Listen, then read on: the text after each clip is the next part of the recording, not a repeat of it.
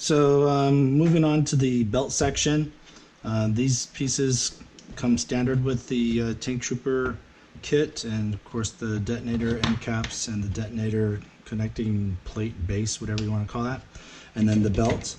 And then here is the upgrade option for the belt parts in cast resin.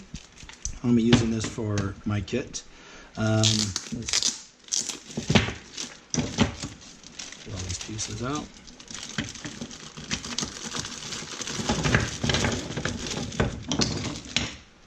Okay, so got a little bit of cleaning up to do, and I guess I can kind of lay it out to give you an idea what this is going to look like. So the ones with the slots here, and these are, I guess you call them kind of like the drop box. Then you got this piece here that's going to go there. Now this is going to mirror over on the other side, so that'll be over here, and yeah, that one there, and then that there, here, that one over there, and then these two actually are the same as these outer ones, but these are going to go on the actual back plate of the belt. So you're basically looking at setup sort of like this.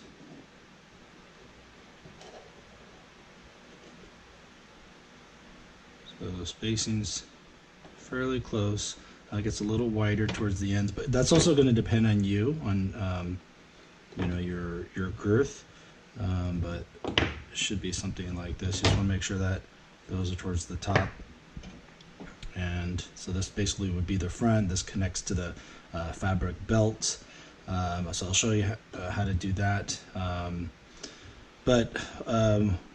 Here's another thing. So this is curved, so it fits with the contour of your stomach. All of these are actually supposed to be a little bit curved too. So so this is going to go this way, just a little bit there. So it's just kind of rounding out from there. I'm doing one of those, just an ever so slight curve on both ends. And I'm going to do this on my belt sander. So I'm just going to end up getting to about there. So it's just a tiny bit.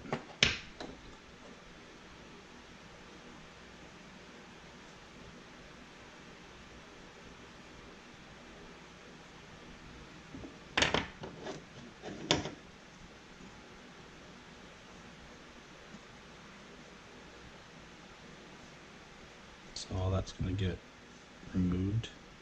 And it's just a little bit here. It doesn't need it so much because this actually hangs down below. So I'm just going to kind of fade it away where it's going to be more curved at the top. And you don't need anything on there, but you just need to smooth out the casting bit. And then this one is going to get curved all the way through. And then the weird thing is, after you do it curved, this actually notches in just a little bit right here at the top, just a little forward notch in just this upper section.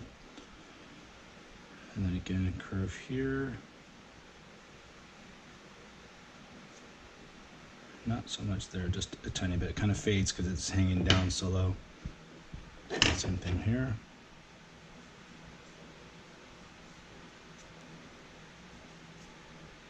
Just kind of giving a little pencil mark as a guidance, so I don't go too crazy and remove too much material.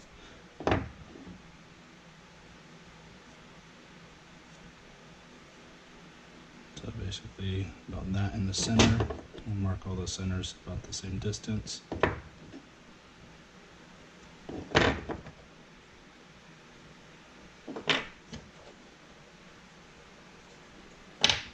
So I'm just kind of putting my pencil on the finger, and then I know.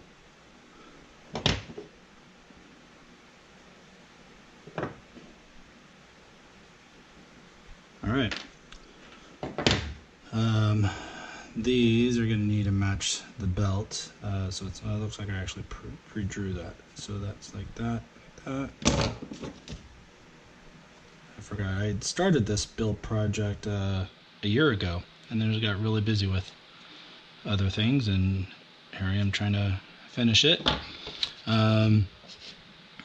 So basically, you can start with any piece. I'm just going to do this on this belt sander, you can kind of see this gives a pretty good radius. It's not that tight of a radius, but it'll help.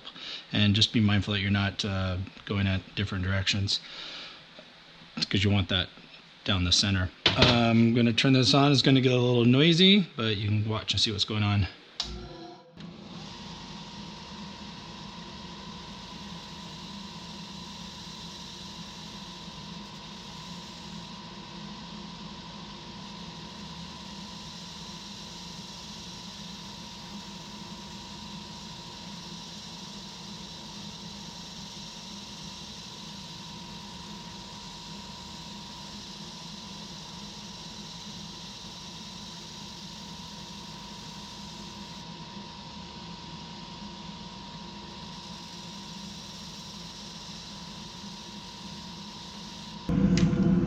Okay, so that basically gives the round back that's needed. If the edging is still a little bit sharp, you can use, this is like a medium grit sanding sponge, just to kind of soften the edge if it's from the casting, if it's still exposed a little. And then of course you got to sand the whole thing to prep for paint. I'm going to do this in order here, just knocking off any like the little casting burrs. I don't know if you can see that there. You can use a file if you need to, or whatever.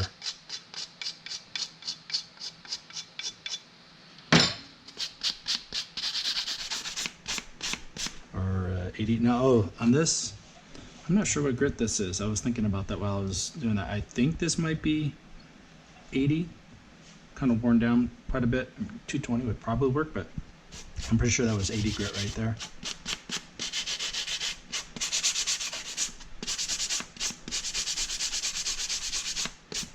So I'm just smoothing out and prepping for paint. So you got to sand everywhere. Oh, I forgot to mention. So, you know, you always want to keep your surface clean, definitely before you paint. You can use alcohol to clean all the parts. I had already done that to this bag and I put it back in, but yeah, all of your cast parts you want to clean with like rubbing alcohol. That helps remove the release stuff that it's in the silicone when we cast these. So just have that in mind, that you need everything to be clean and prepped before you primer and paint. So this slot is so that you can wrap a nylon strap through there and glue onto here, and it just covers like that. That way this, you know, moves. It's kind of like a drop box.